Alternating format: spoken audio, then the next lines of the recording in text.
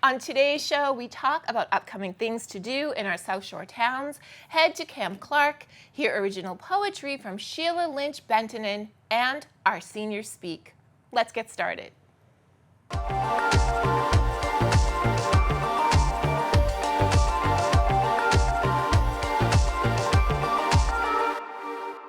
For 97 summers, Old Colony YMCA's Camp Clark has been a fully immersive day camp experience. From arts and crafts to swimming and archery, Camp Clark gives kids the chance to get off screens and into making memories. In this 2023 Bronze Telly Award winner for documentary short format, we show what makes this little slice of recreational paradise so special. Here's Camp Clark on the local scene.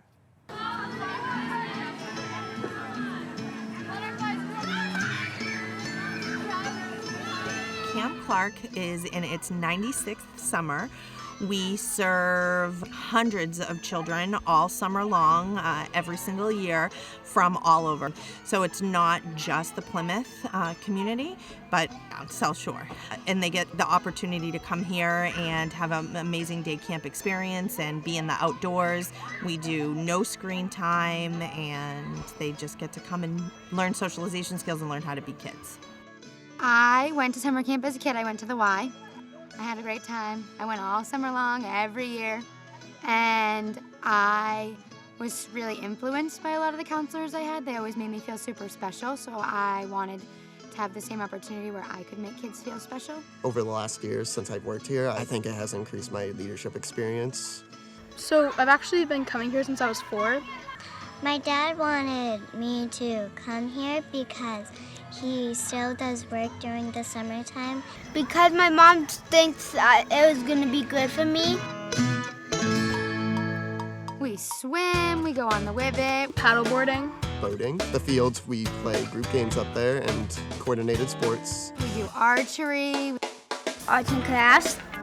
Science, music. We have a water slide.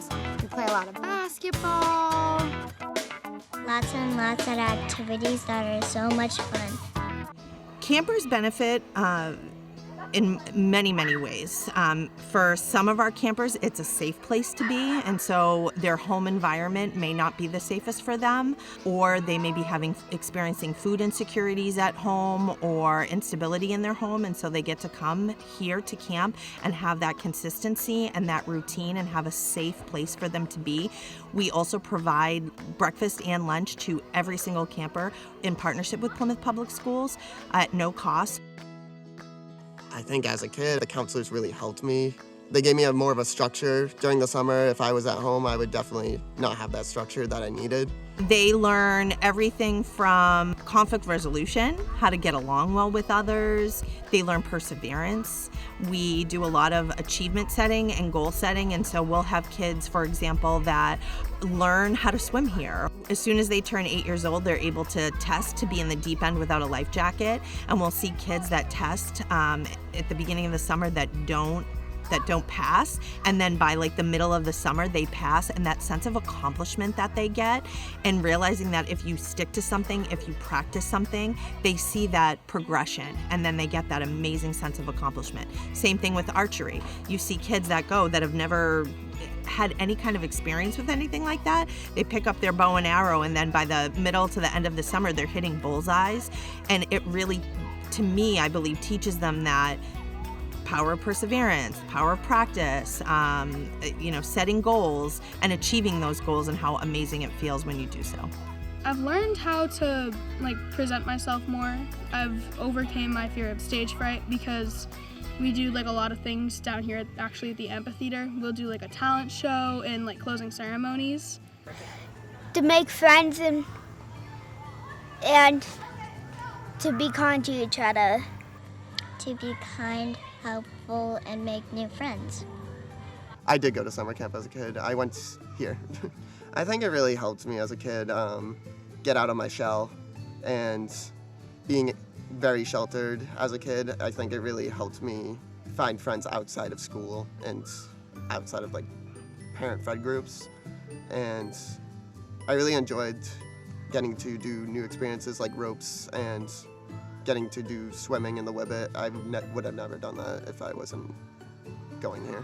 Oh, the kids have changed my life. Absolutely 100% changed my life and what I want to do with my life. They are some of the most kind children I've ever met, and they always want to help each other, and they want to help us, and they just want to have fun, and they're just great. It's very fun and we get to do stuff. They're very nice to me and they help me out and support me. I think this camp is so special because I love all these people that are here. They're so kind.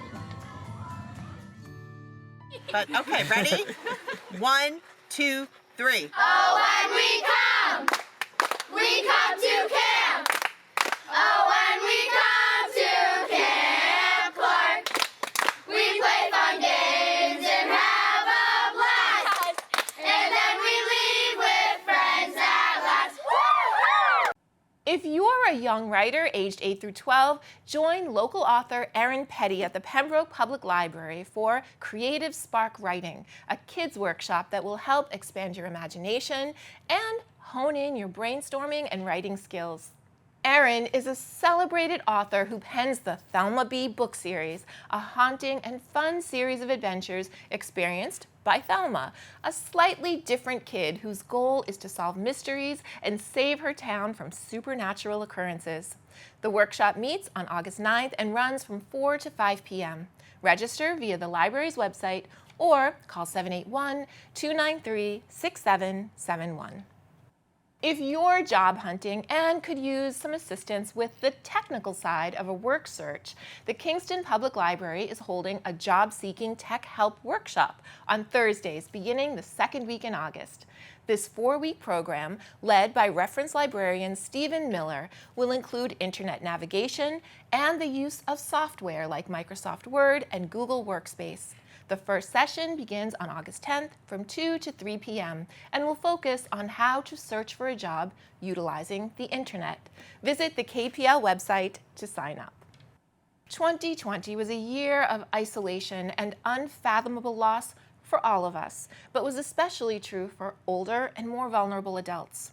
But the pandemic also highlighted the adaptability and perseverance of our seniors, who had the experience of previous hard times to draw from. In this 2022 Bronze Telly Award winner for General documentary, we visited with the director of the Plymouth Center for Active Living and 6 seniors during the height of the global crisis to learn how they were coping, what issues they faced, and what gave them hope. You'll note the participants aren't wearing masks. The crew and I sat 6 feet away from each of them, who removed their face protection only when the cameras were rolling. Here is Our Seniors Speak: Resilience in Hard Times.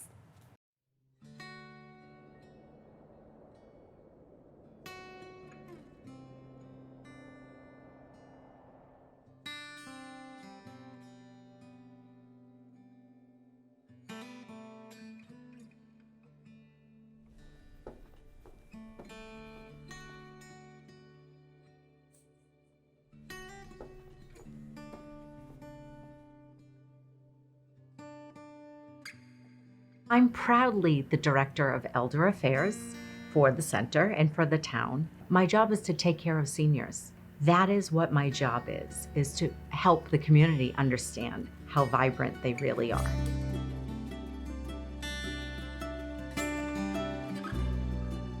I take advocacy extremely serious, and I think having the opportunity, honestly, in a given day, one moment being in a Valentine's Day dance with them, literally doing the electric slide with them, eating cake, laughing, and in the next moment, making sure that their needs are met, making sure that the funding is here. I get to mix business with pleasure. And to me, that is the ultimate job. We were notified the day of from our town that our doors would be closing. All municipal buildings closed. And between March and May, it became a command center, almost like a military command center. We utilized Zoom, which was a new concept for all of us. That's how we engaged with staff. That's how we started to engage with community members and community businesses to come together. How are we going to fix this? We can't fix COVID. How are we going to ensure that our senior needs are met? We are not a council on aging. We counsel, but not on aging. We counsel on living.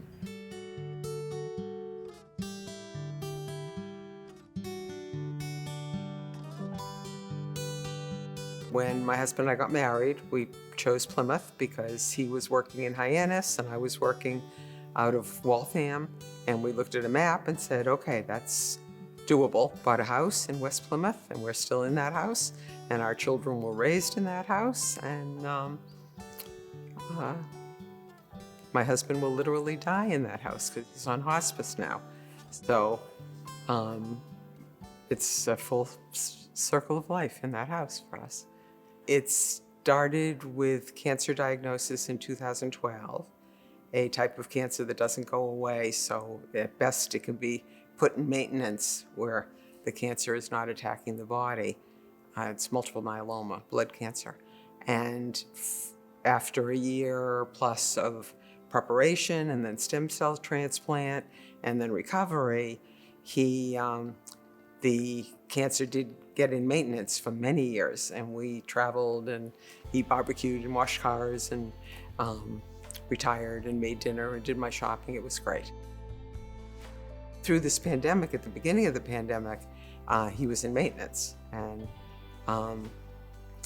what was fun was our older daughter, who lives in Jersey City, works in Manhattan. Her office, way before the pandemic was even, before it was the week or two before, everybody was like, oh my God.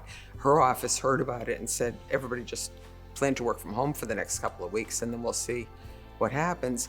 And so she went home and packed up a suitcase and her laptop and said, well, I'll go work out of my folks' home. And so she's been with us pretty much since March. That's been one of the many wonderful things about the pandemic, that we've been able to spend a lot of time together. The way I look at the pandemic and everything else, it's like, yeah, there's all this, it is what it is. I'm not a realist about all the disaster and the deaths and the this and the that.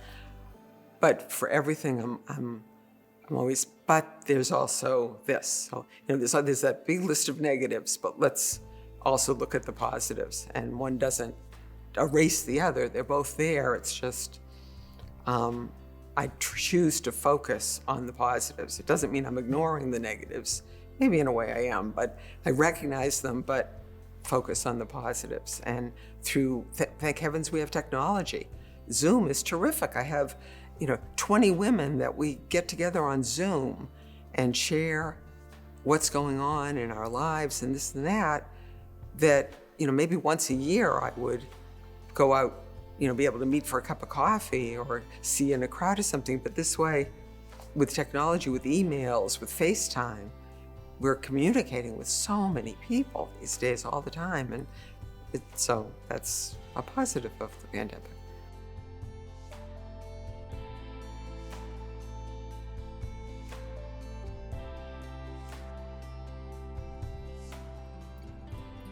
When this virus hit and everything hit, I guess because of my struggles early on and things that I've gone through, I didn't feel like it was the most devastating thing. I felt sad about it because so many people have died and you can die from it. That part, but I think that if you wear your mask and you do what you're supposed to do, and had we known earlier, perhaps, I think that would have made the difference too. I don't think as many people would have died. There are more challenging times I find now with everything that's going on in the world. Today, especially one of the things that I'm hit hard with is the racism. And that's very, very difficult for me because I think for the most part, I just looked at everybody the same. I don't care if you were gay or transgender or black or white or pink or green or whatever. I just looked at everybody for what they offered me in conversation or their politeness. And sometimes somebody could be very quirky the way they dressed. Somebody could wear glasses or not wear glasses or whatever the case, the difference is. But if you sat with me and you talked with me and we could share something, The racism thing is, I'm so puzzled by it because I can't understand how you would, it's very difficult to understand how you say because a person is different in color or the way they dress or if they're gay or whatever. I don't understand about everything about being gay. I don't, because I'm married and to the opposite. But I still have respect for who you love and care for. It is not for me to judge. It is not for me to judge. So I think when somebody says something along with the racism thing, I go, but how could you possibly? Well, you're different, Betty. You're very different. How am I different? Tell me how I'm different.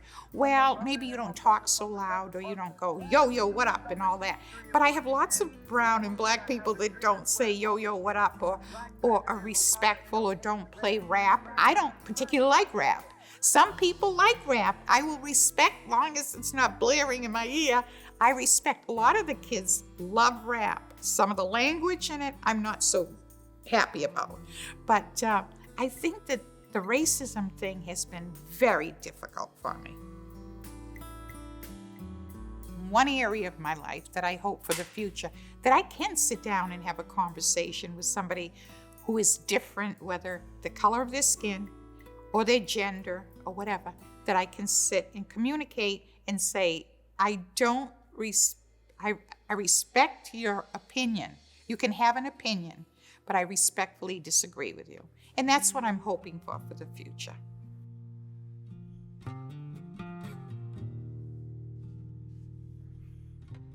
To be real honest, nothing has been like this.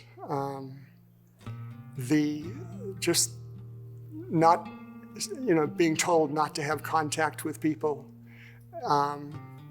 I tend to be a hugger, and that's so alien to me.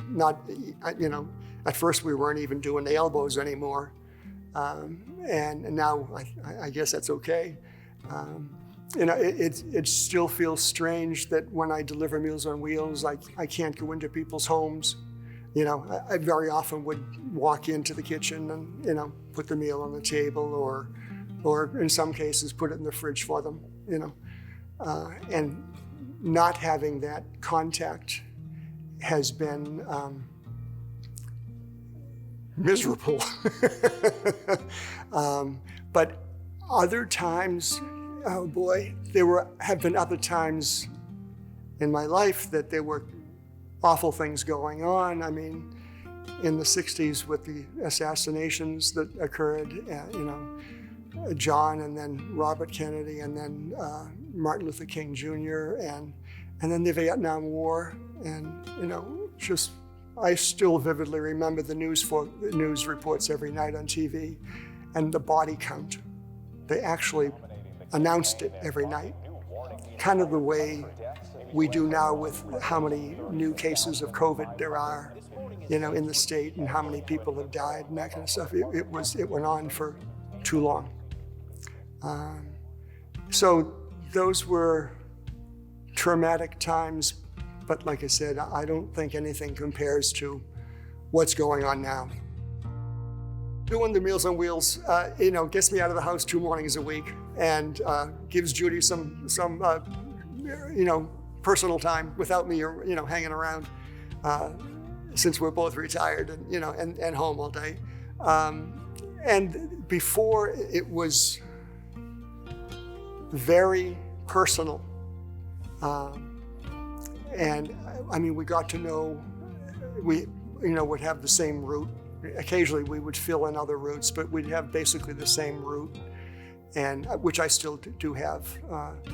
And I mean, I've lost people, and that's a couple of times have been pretty traumatic, because I didn't even realize that, I guess, that they were as sick as they were. But beforehand, it was, like I said, it was, knocking on the door, having somebody come to the door, always a big smile. We were the only person they see each day, and it was 5 days a week. I was doing it 3 and sometimes 4 days a week. Now we're doing it only 2 days a week, and folks are getting the same number of meals, but it's it was to cut down on the possibility of spreading the virus. But it's less personal because they can't see my smile. And I try to express it with my eyes, and sometimes you can, sometimes you can't. And as I said, it was going into the house, helping out with little things. There was a woman that I still deliver to who, she's in her 90s and always had trouble opening jars. So she would leave a jar of something on the kitchen table for me to open for her. I mean, her family was nearby and they were there all the time, but if she wanted something before they, were going to come by. And other people just want to just stop and talk, So a route that really should have only taken maybe 2 hours takes me 3, sometimes longer.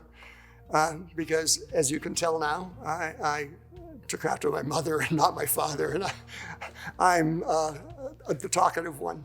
And I enjoy that, and they seem to, even if it's just, how's it going today, how you feeling, what's going on, what's the weather forecast, and it's there's still the amount of time, but it just doesn't feel as comfortable for any of us. And to be doing it now, we're all, I think, anxious to go back to the 5 days a week deliveries, and so that these people get to see somebody, and it keeps the interaction, more personal if you see somebody more often, I think.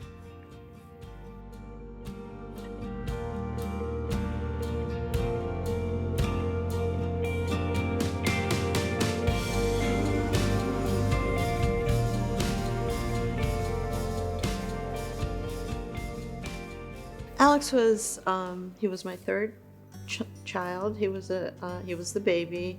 He was 10 years younger than my daughter and 5 years younger than my other son. He died of a drug OD. He had struggled with opioids for a while. Since Alex's death, I mostly just write letters to him. They encompass a lot of things, sort of memories of him. I want him remembered, and I want people to know who he was, that he wasn't just some drug addict. What I've been doing, I write them and I put them away. I don't reread them.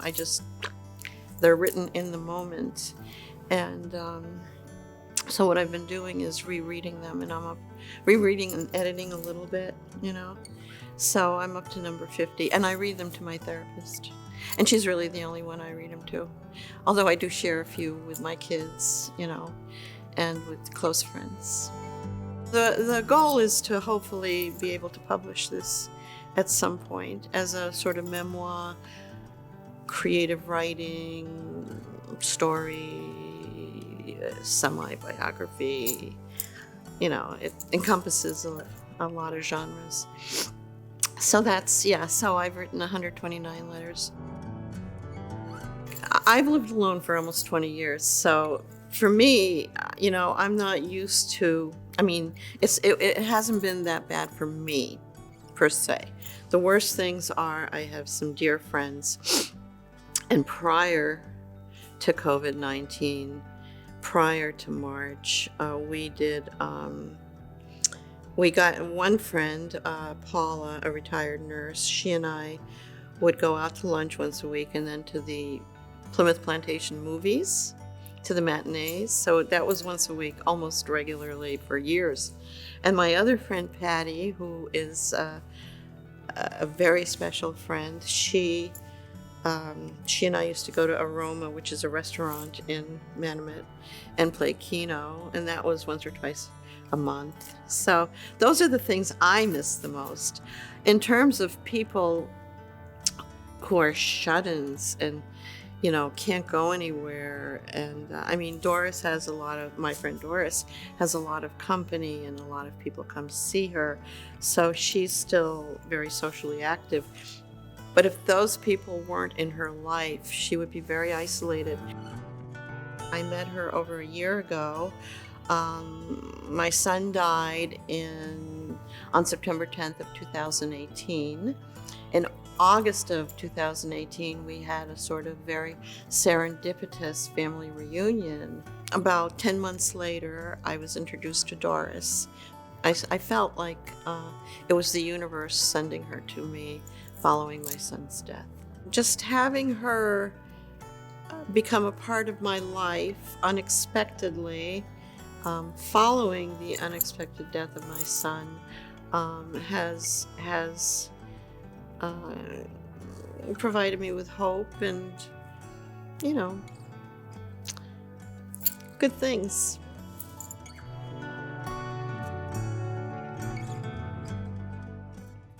Came here at 15 for vacation.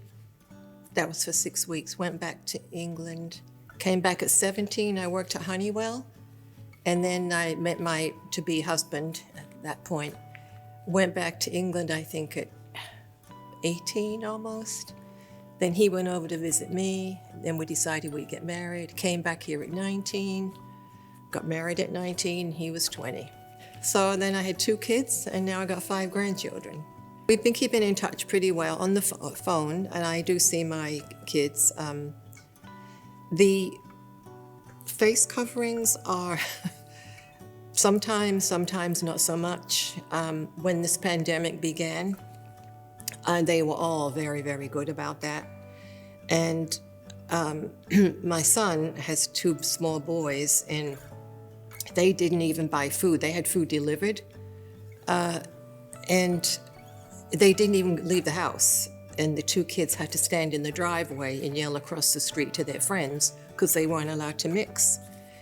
Now, they're playing in each other's house because they're across, and they stick to they call it the bubble, right? Yeah. And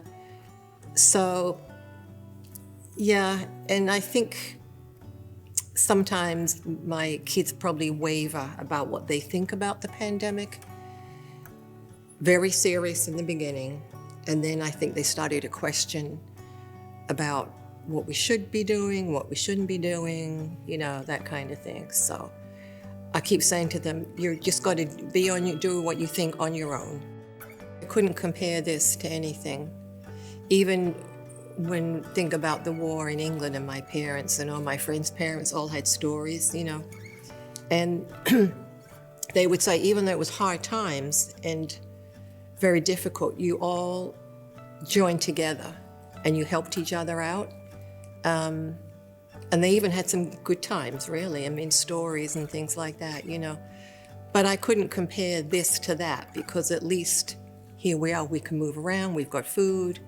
In England, the food was rationed and people had ration books. And yeah, my aunt that stayed in England with my mother from when they all left Ireland, she came to visit here, and inside her handbag was a ration book from the UK. She always kept it with her. But you were only allowed to have once a week so much flour, so much tea, things like that. So, and housing, there was no housing after the war, so my mother was pregnant and had to move in with her in-laws and her brother-in-law and her sister-in-law. Sister-in-law was pregnant with twins, so they were all cramped in a house, yeah. So, very hard times. My dad, I'd say. To have peace of mind and money isn't everything, he used to say, yeah. He grew up very poor. They grew up in the war, my parents, so the bombs were dropping, which we can not even imagine, relate to that. But yeah, he had a rough childhood. His father died, and his mother had 5 kids to raise, and then his brother was killed in the war. But he just said, he had 1 pair of shoes, and if you got a hole in them and it rained, you put cardboard in the shoe. And he was just a very simple man, and very happy just to have a roof over his head and food on the table. I think with age, that you get to a certain place where you find a certain contentment and an appreciation, I think, of things more. When you're young, you don't because you're so busy with kids and whatnot, you don't take the time to really appreciate all that. Yeah. And one thing I think is nice for me that I see is how I raise my kids is nice to see how they're raising their kids in the same way, the same values. And that's a comfort, I think, when you're older.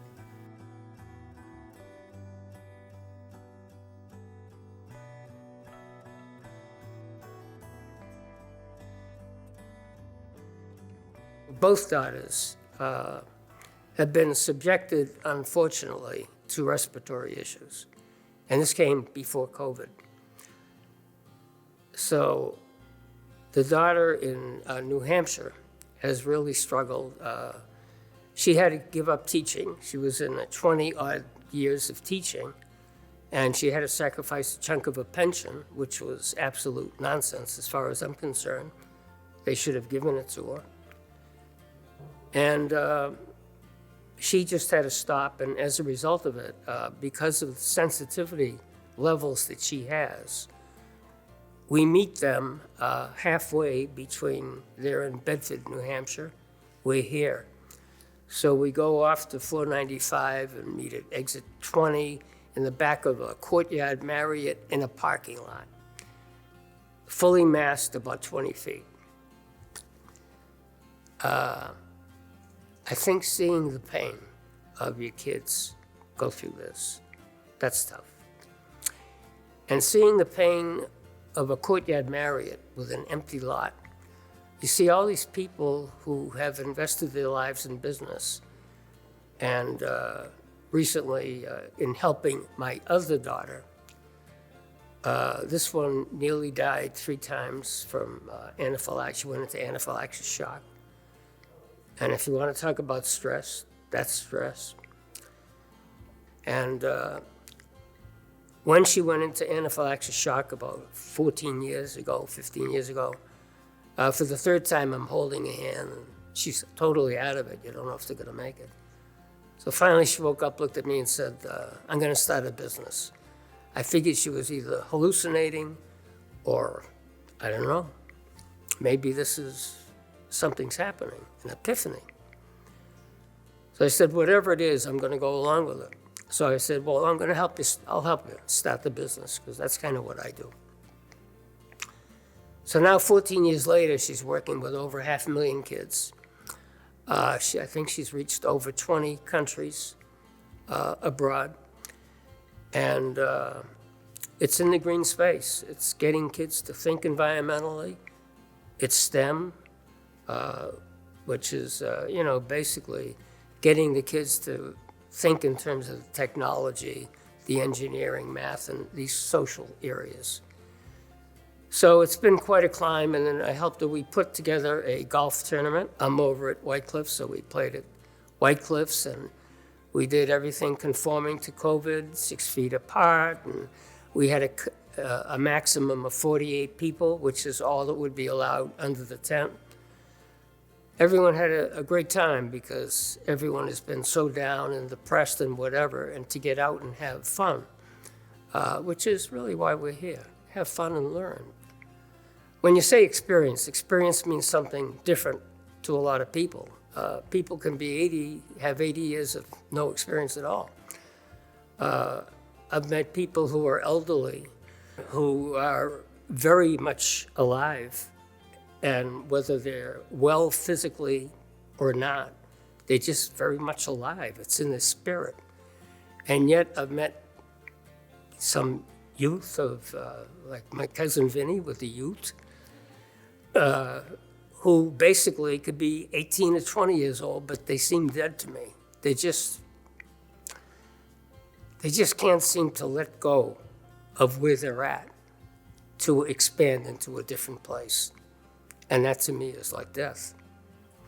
So life to me is to be out, active, living, learning, helping people with the good, the bad, the ugly, the whole bit.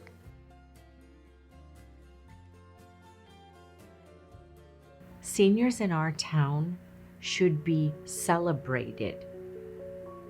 COVID or no COVID, they are our forefathers, if you will.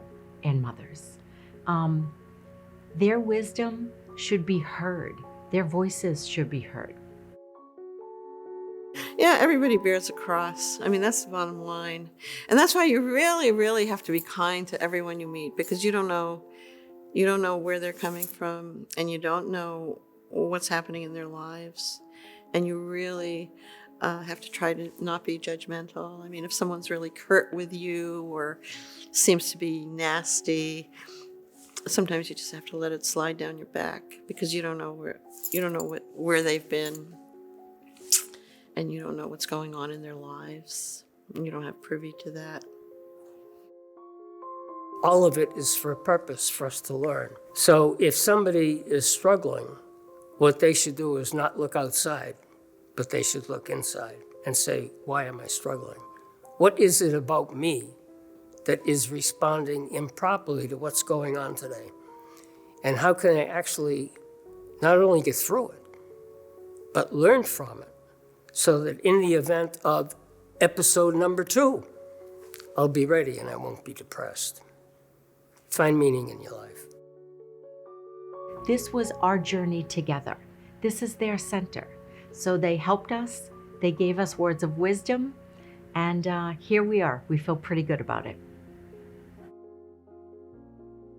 You have to be resilient, and that all bad things will come to an end. Think positive. Do things that you can do so your mind isn't on that, the COVID all the time.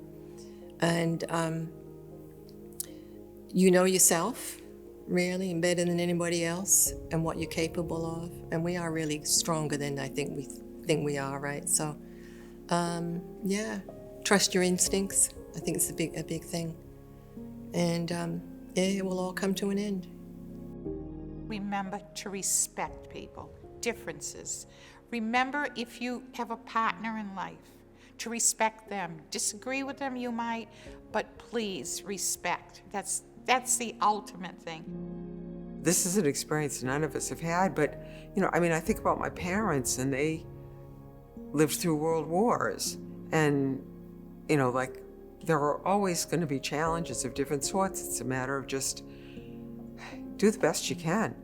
And I don't know, I would not even try to advise these young people who are building a new world. Let them think of it in terms of, it's not what they're missing, but it's what are they doing with what they have. If you love your work, then you don't have a job. You just do what you love every day. And I believe that. So if you can make a living at what makes you happy, go for it, and keep connected with friends and family, especially family.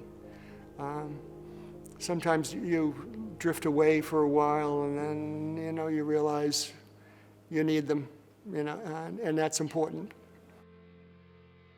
I utilized my senior center to make a one call to seniors several times a week.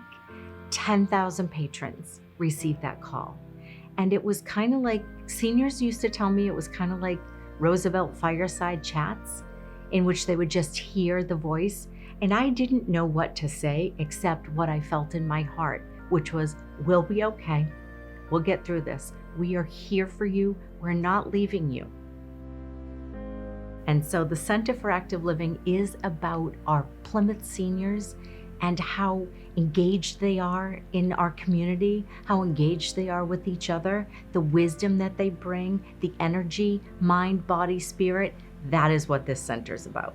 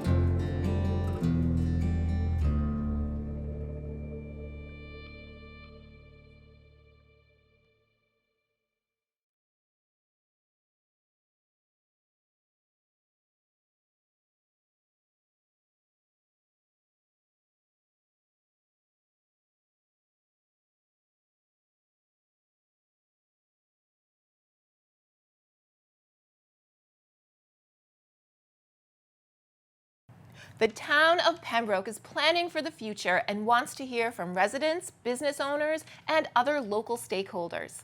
In accordance with the Massachusetts statutes, the town is undertaking the approximately year-long development of an updated master plan. This planning process and updates will identify key goals and objectives for land use, housing, economic development, natural, cultural, and historical resources, open space and recreation, public facilities and services, and transportation and mobility to guide the next 10 to 15 years of the town's success. To create a community-driven process with a focus on public engagement, the town of Pembroke invites you to help shape the master plan. Visit pembroke-ma.gov to participate in a survey identifying key issues, opportunities, and the future you want to see in Pembroke. Your participation is essential to this process. Learn more about the master plan at pembroke-masterplan.com. Plymouth's beloved Project Summer Arts Concert Series is in full swing. On Wednesdays throughout the summer, pack up your lawn chair and head to Pilgrim Memorial State Park for free live music, food trucks, and tons of family fun. The next concert will take place on August 9th, where rock and roll cover band Cheap Vuva will take the stage from 6:30 to 9:30 p.m. For a full schedule of events, visit the Project Summer Arts website or Facebook page. On August 9th, from 8:30 to 10 p.m., the Duxbury Free Library invites you to Movies Under the Stars. Gather the family and head over to the side-lawn for a free showing of Minions: Rise of Gru, a prequel to the endearing Despicable Me series. It's not a movie night without popcorn, which the library will provide. For more information, visit the library's website. Witness history as it was lived on Friday nights in August at the Pilgrim Progress, a reenactment of the first European settlers' Sabbath procession to worship. The procession begins at 6 p.m. at the Mayflower House on Winslow Street, as reenactors representing survivors of the winter of 1621 assemble to the beat of a colonial-style drum. They'll proceed down North Street, along the waterfront, and all the way up to Burial Hill, before heading back through town via Main Street and concluding at the Mayflower House. This event is sponsored in part by the Plymouth Rock Foundation, General Society of Mayflower Descendants, and the Town of Plymouth Promotions Fund. For more information, visit the Pilgrim Progress Facebook page. Next up, we have poet Shelia Lynch-Bentinen with a reading of her original work.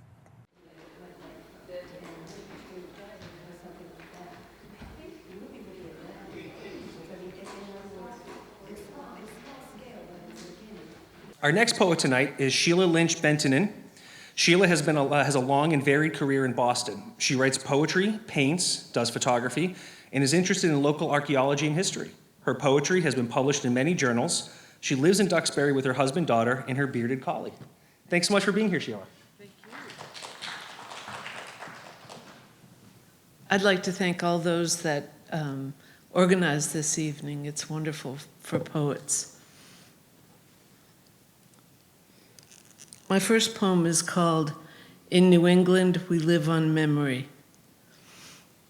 In New England, we live on memory. Walking past the brown forsythia in February, we remember the bright yellow fire in April. The hot, humid August day reminds us that a hushed snowfall will come. The dull brown earth in March brings us hope for the opulently gorgeous peony in May. The dark purple frozen cranberry bog in winter reminds us of the October blazing red harvest. The windswept grass of the outer beach in September leads us to recall the fierce, magnificent snowy owl in winter. The plain brown stick bush in January brings the early yellow-dressed witch hazel in March. The green rolling hills of summer bring the stunning, brilliant orange, red, and magenta of October. The small bump of brown in January brings the extravagant bearded iris in June. Boats shrink-wrapped in white all winter bring the swift pleasure craft of summer on the bay. People wrapped in down coats in February bring the flip-flops and shorts of July. And I always live with the memory of you. In New England, we live on memory.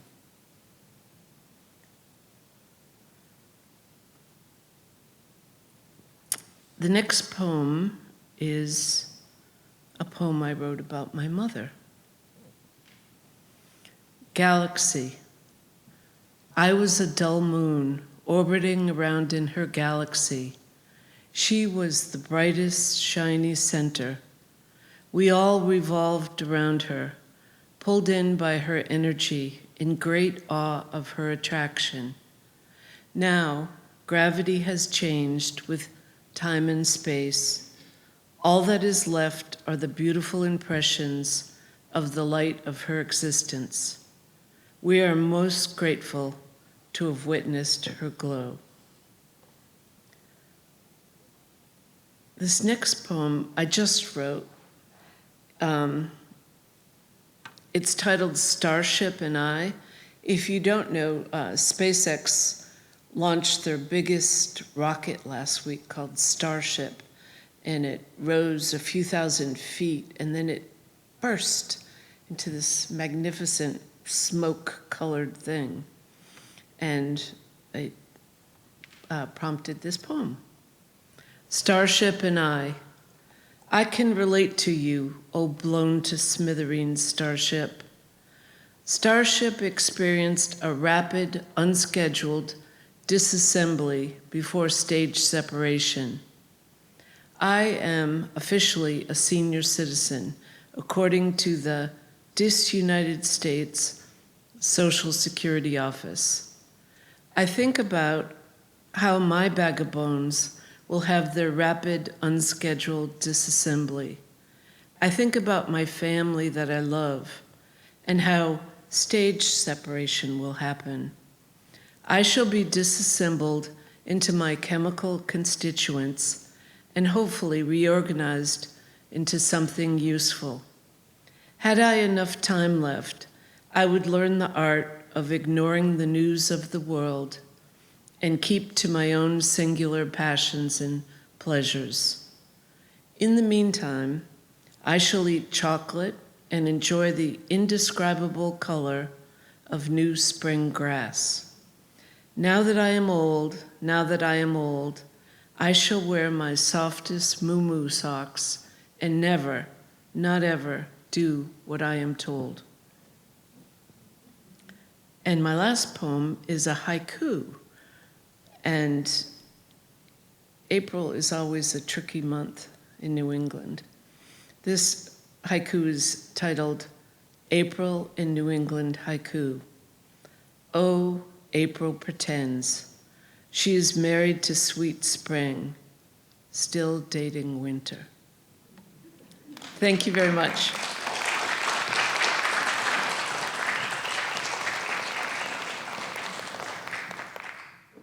Soil provides an immense variety of habitats. For every 10 feet below the surface, the biodiversity of living organisms digging and tunneling their way through life increases or changes. If you're curious about what lives under your lawn, visit the Duxbury Senior Center for Creatures Above and Below, Underground Creatures on August 17th from 2 to 3 p.m. The program will dive into the habits, appetites, and living conditions of these mysterious soil dwellers and what they add to the ecosystem. Registration is required.